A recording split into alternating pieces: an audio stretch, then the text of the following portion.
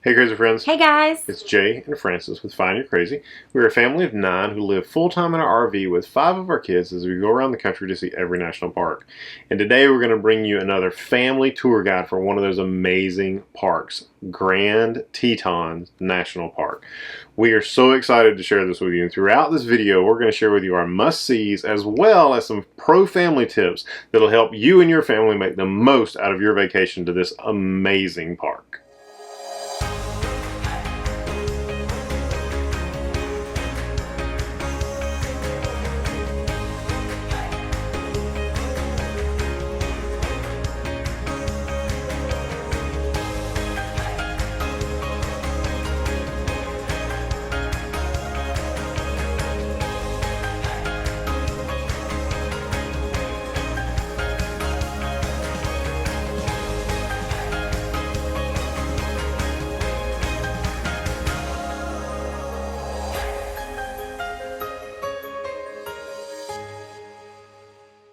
So this video is to help you make the most of your visit to Grand Teton National Park.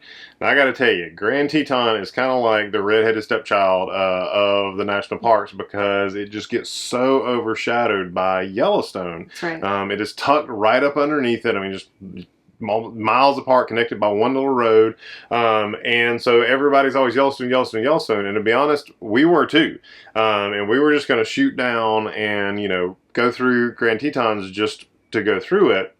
But I'll be honest with you, it is the single park that we have seen so far that caught us the most off guard and ended up being the favorite of so many people in our family, and contains one of our top 3 hikes of all times, which we'll get to in a minute.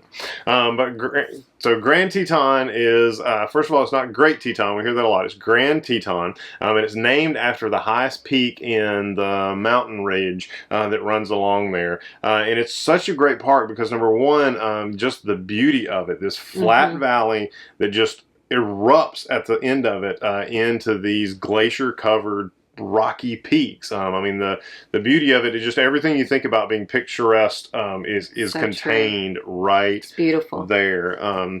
Neat park. It actually was quite a struggle to get it to become a national park. There was a lot of pushback even on declaring the mountain range a national park, but eventually it got declared a national park twice. So one time they declared just, passed through Congress to declare just the mountain range and just the very little bit of land right around it. But everybody realized pretty quick that they really needed to protect the whole valley. But it couldn't get back through Congress. There was a lot of pushback from the ranchers, the cattle ranchers, and the local people, and the state versus the national. So it went back and forth until finally John Rockefeller came and saw how amazing it was, and so he started secretly buying up the land under a different name, and then he donated it to the government. And President Franklin Delano Roosevelt, because he couldn't make it a national park without Congress, he declared it a national monument, the land all around it. And so then they kind of fought back and forth until actually they finally just decided, look, we're not getting anywhere. Let's just consolidate it all and make it all a national park. And so once they did that, now it's the huge national park that it is. But because of that back and forth, it's the only national park that has an airport in it, because the airport was on the land that got bought and given, and so there's still an active airport. You drive by it, it's like, oh, what? Airport in the middle of the national park. It's pretty crazy. It is. But super neat, super neat park. And so we stayed in a campground south of the park. And honestly, I would really recommend that as probably our first family pro tip, is to stay south of the park. And here's why. 2 reasons. Number one, it allows you to come into the city of Jackson on your way in and out of the park. And it's a great little town to stop in. There's lots of fast food restaurants. You grab a breakfast going in. You can come back and have a nice sit-down dinner on your way back out.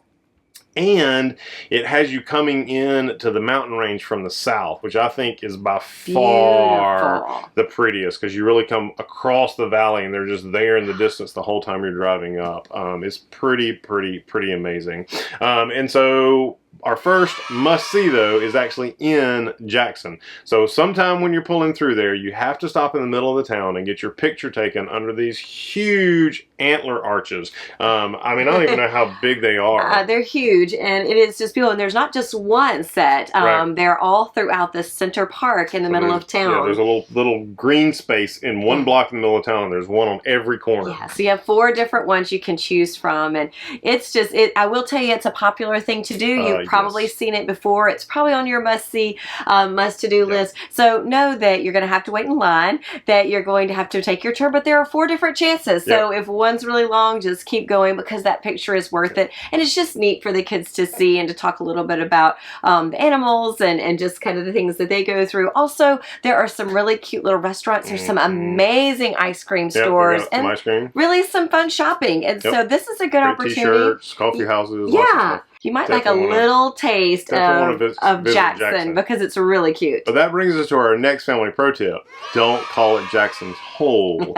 So lots of confusion, and the locals will spot you in a heartbeat. Very confusing. So Jackson is the name of the town. Jackson Hole actually refers to the entire valley because the fur traders, when they first came in, they climbed up over one of the outer peaks, and when they looked down, it looked like just this hole cut out in the middle of civilization right there, this valley. And so Jackson's Hole refers to the whole valley. So make sure you don't call it Jackson's Hole. This town is Jackson.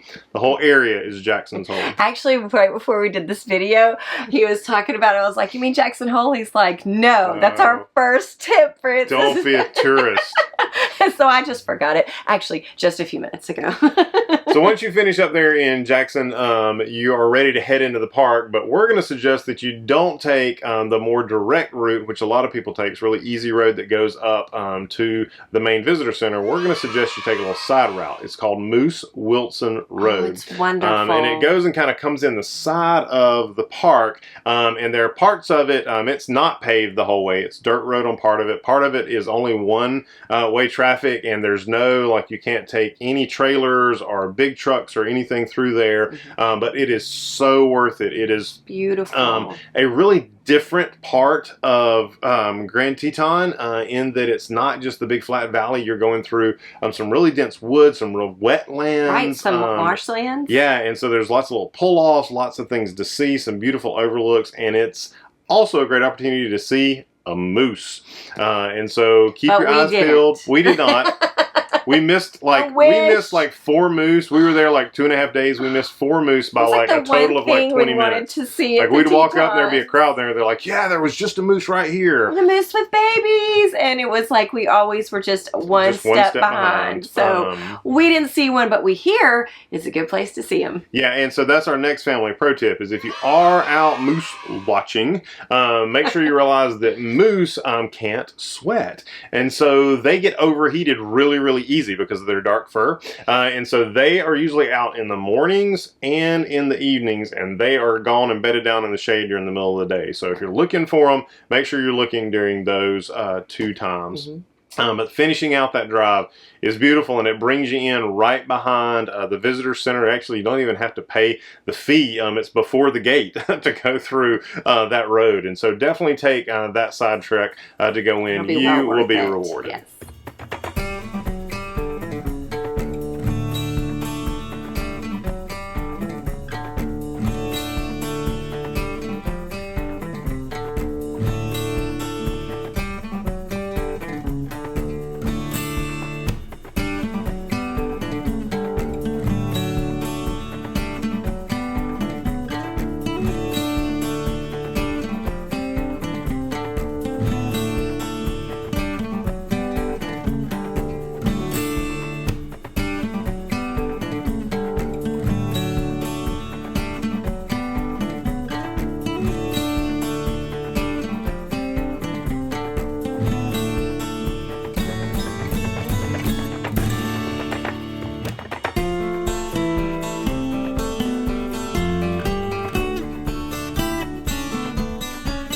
So once you pull off of Moose Wilson Road, you're right at the park gates, ready to go into the visitor center, which you really should stop in. It's a really neat visitor center. I think it's the only moose we saw.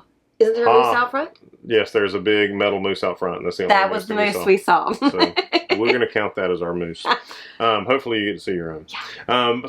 But once you get done with that, you're ready to take the main road up towards the peaks. And so the park is basically a big elongated loop with one road that runs up the west side right by the peaks and one that runs up the east side on the other side of the valley. So you want to take that west road for sure, headed right towards the Grand Teton. So Grand Teton, name of the park, but it's also the name of the tallest peak in the group right there. And so once you start at that road, you're going to immediately start to get your views of the park. I mean, of the mountains, which is amazing. But we're going to say the next must-see is to take a 10-minute side trip right when you get through the gates to see Chapel of Transfiguration. It is a historic little chapel that is built right there. I mean, it's just to the right, right when you go through the gates. And it looks literally right onto the mountain peaks. They actually built the chapel oriented towards the peaks, and there's a huge glass window in the back so that behind the pastor, when he's preaching, is this view of the peaks. I just can't even imagine. It was amazing. So beautiful. We were there during COVID, so we didn't get to go inside, but still even just going around it was super neat. It's worth the little 10-minute offshoot to be able to run over there and see it.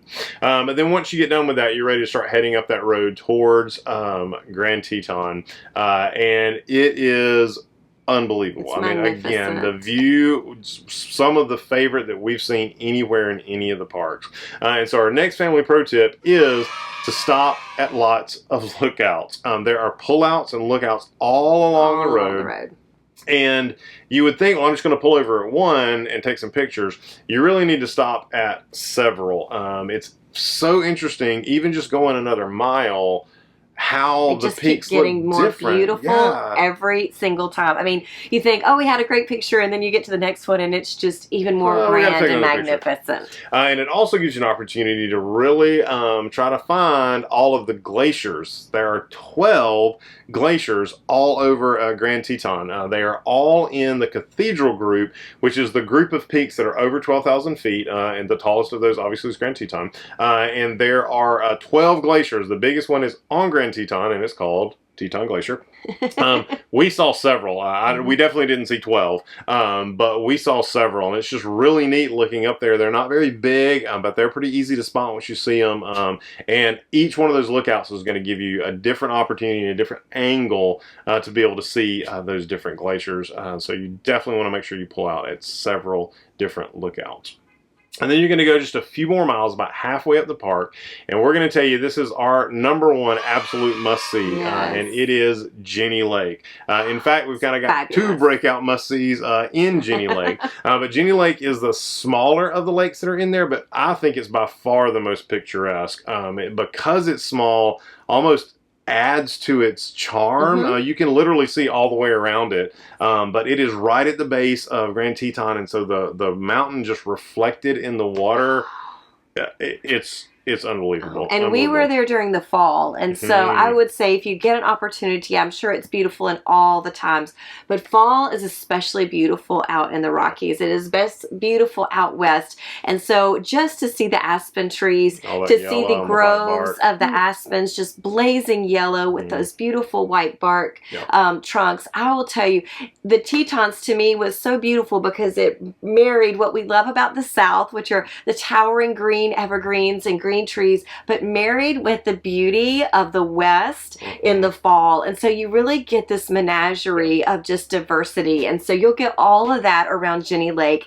And no matter what season you go, it'll be beautiful. But I would highly encourage you to think about a fall trip.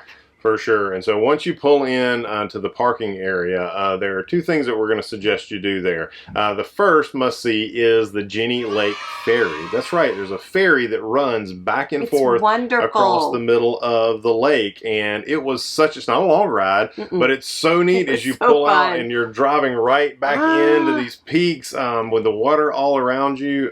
It was pretty incredible. And it's worth it. You know, it's a little bit of a cost, but we would say is absolutely worth it. Number one, if you have kids, you can't beat a boat ride. Right. And then this incredible opportunity to cover a lot of ground in a very quick amount of time, but to really grasp the entirety of Jenny Lake. And so when you go out there, you know, when you hike around it, you kind of can only see portions of it. But when you take off into the middle of this lake, you're just really encapsulated by the beauty. And I would highly recommend it. It's fun. It's worth saving up a few of your pennies for. Your kids will love it. Our kids laughed and had so much fun. So I would highly recommend that. So 2 family pro tips with the ferry if you're going to take it. The first is if you have a big family like us, make sure you ask about the family price. There's actually a family discount. We didn't even know about it. The guy was just kind enough to tell us about it when we walked up there. And it cost less for us to get the family pass to round trip everybody than it was going to cost just individually for us to go one way across it. And so definitely ask about that family pass. And then the second thing is, be aware of the times. The ferry stops running at 4:30, which seems kind of early, but they've got to get everybody back. And so we had planned to take it both ways and ended up getting there too late and couldn't get the ferry back. And we had a little bit different because of COVID, so there were less occupancy and things like that. So you do need to check that as well and plan accordingly. It ended up being a happy accident that we'll tell you about in a little while. But make sure you're watching the times. And I would say, if you can, it's better to be at Jenny Lake early, not just for the ferry, but also for parking. It's a pretty popular place. It's kind of iconic. So it fills up pretty fast. And if you're there late in the day, you may end up parking out on the main road, and you'll have to walk a mile before you can even get to the visitor center that's right there. So plan ahead on that. But then our next must-see is once you get across the lake, we're going to tell you not to just ride the boat over and ride back, because once you get over there, you're going to be at the start of what is one of our family's favorite hikes, probably one of our top 3 hikes of all times, and that is Inspiration Point. It's also the #1 most terrifying hike if you have children. So there's that. So let's save that for just a second. So Inspiration Point is our next must-see because it's an amazing hike. You basically hike up to a ridge that looks out back over the mountain ridge and back over the lake. So unbelievably spectacular views of not just the lake and the peaks, but literally the entire Jackson Hole Valley. Just breathtaking. And then along the route, you also get to see hidden falls. So you kind of hike back up into the woods. Loved that. And there's hidden falls that's back up in there. Our boys probably could have just stopped there. I mean, really, like, lots of rocks to climb on. Bring a lunch. You have plenty of spaces. People were picnicking. And it really was amazing how far up people could go and kids. And you would just lose them in the enormity of the boulders that were there. Really cool. You could just hardly not even see your own kids. It was fantastic. Cool. So we could have probably stopped there and gone back. So if you're not into all the way up to Inspiration Point, if that kind of hike is not for you or for young children or for your ability, know that you can stop right there at the Hidden Falls and enjoy yourself and have a fantastic time, and you can ferry back. Yeah, the hike up to Inspiration Point is from the ferry launch up to Inspiration Point and back is less than 2 miles. So it's not that far out and back. That's if you go to Hidden Falls and then back up. But it is a little bit of an elevation game. And so there's a little frightening part. That's what Francis was talking about. So the very last, there's kind of, you're doing some switchbacks back up and forth, and the very last one rounds around the ridge before it dumps you off at the top. And it's probably about 100 yards walking up the side of a cliff on a ledge that's probably maybe 3 feet wide. So Francis was pretty panicky. Well, so Jay is filming, so he's like, let me just get you guys going up. I'm like, okay, that sounds like a good idea. I mean, I didn't really think much about it. He does that often, and we have hiked before often. We have, enjoyed that. So, I mean, I'm not really afraid of heights at all. That's just not something that I struggle with. But I will say, like, I was managing 5 kids on this really, really small area.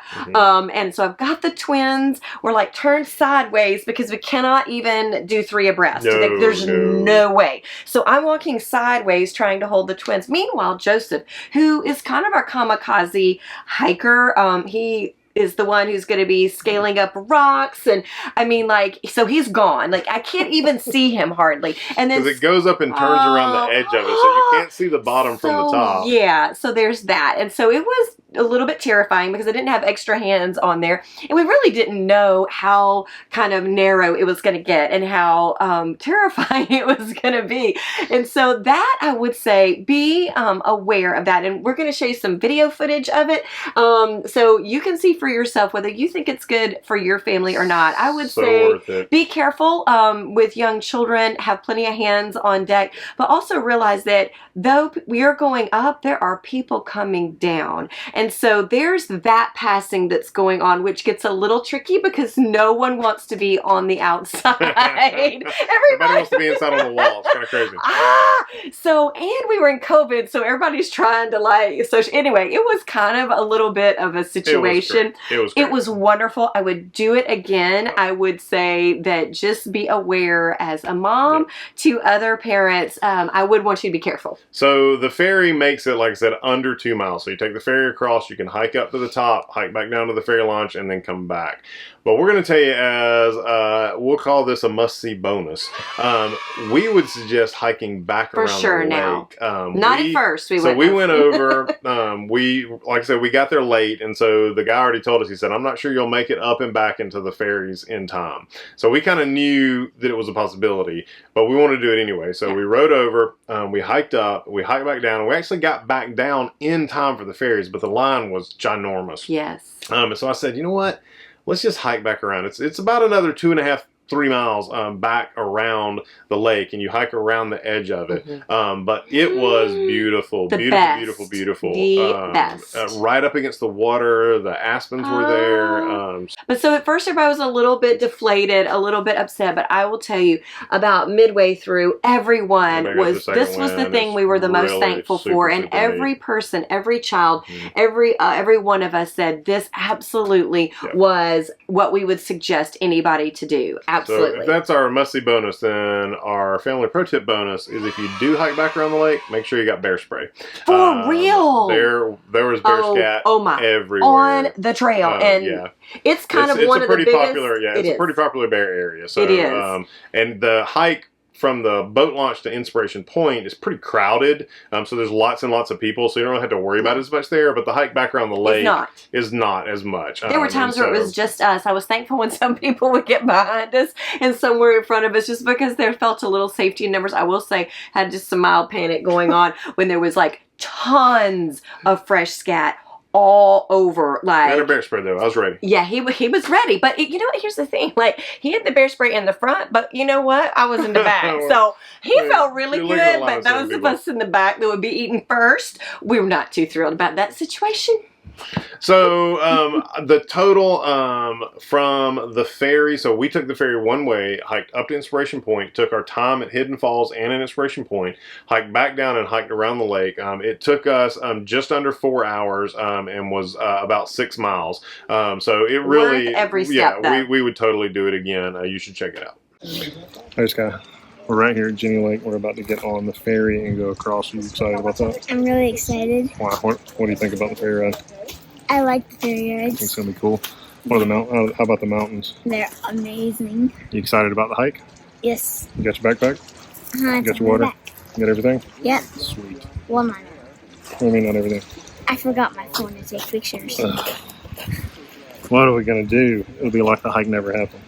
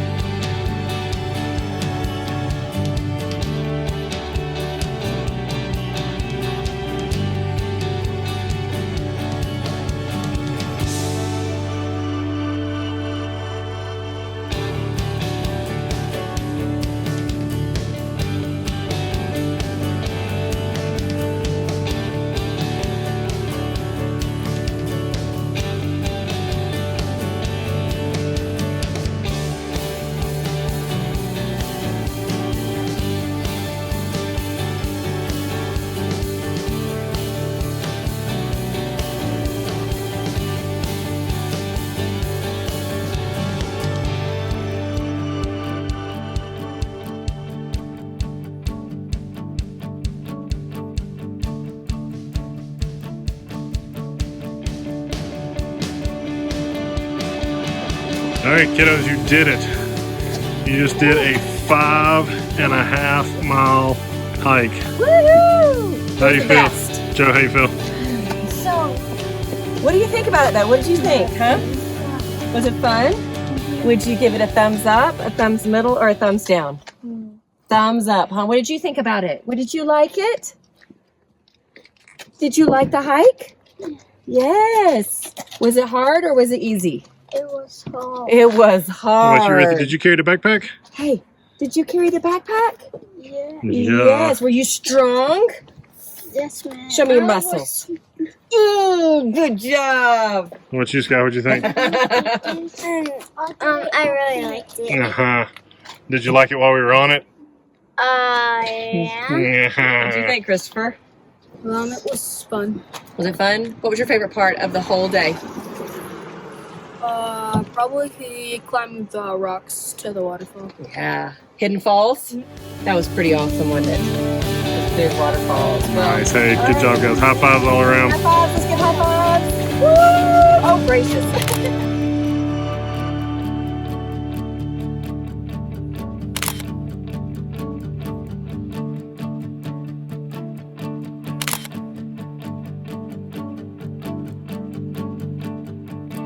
So really, if you just visit Jenny Lake, you have seen the best of the best at Grand Teton. And then you can there are some nice drives. You continue to drive up that west side. There's a one-way road that comes back around the top side of Jenny Lake and gives you some other overlooks, which is really pretty. And then on up the road, there's Signal Mountain Road, and that's our last must-see.